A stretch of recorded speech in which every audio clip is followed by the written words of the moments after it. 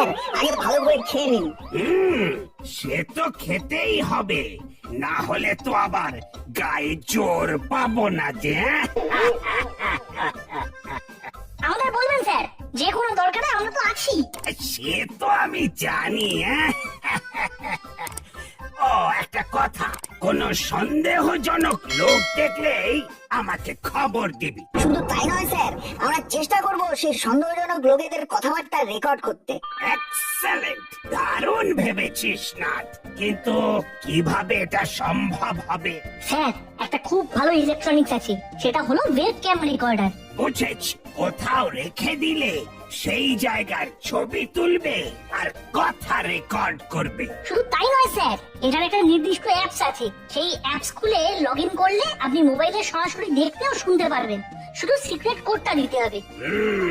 কিছুটা সিসিটিভির মতোই। এটাও সিসিটিভি স্যার, একদম মডার্ন টেকনোলজি। হ্যাঁ, এটা যদি করতে পারিস তাহলে তো দারুণ ব্যাপার হবে, কিন্তু সেই সাথে এটাও মাথায় রাখিস যে সন্দেহজনক লোক খোঁজবার জন্য সময় কিন্তু নষ্ট করবি না, তাহলে পড়াশোনাটা নষ্ট হবে যে, ওটাও করতে হবে কিনা।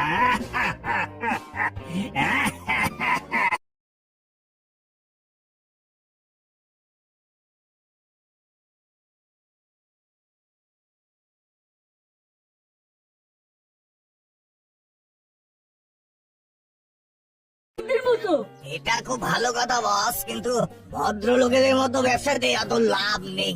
ওসব আমি বুঝি না, কোনটা ভদ্রলোকের ব্যবসা? ব্যবসা মানে ব্যবসা। ঠিক ঠিক, ব্যবসা মানে ব্যবসা। আমরা চোরাই কাঠে স্মাগলিং করবো, হ্যাঁ, বহুত পয়সা। চোরাই কাঠ? ওই যে কাঠ চেরাই হয়? এই কিছু কর, কাঠ চোরাই হোক আর না হোক, কাঠ চেরাই করতে হয়। अरे तुम लोग बकवास बहुत करते हो। কিন্তু বস, এত কাঠ কোথা থেকে পাবে?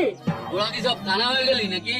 জঙ্গলের মধ্যে খাড়া আছি, সামনে ইত্তো গাছ, পেড় কাটো, এখান থেকে কাঠ সাপ্লাই দাও, রুপিয়া লাও আর বড় বিজনেসম্যান হয়ে যাও।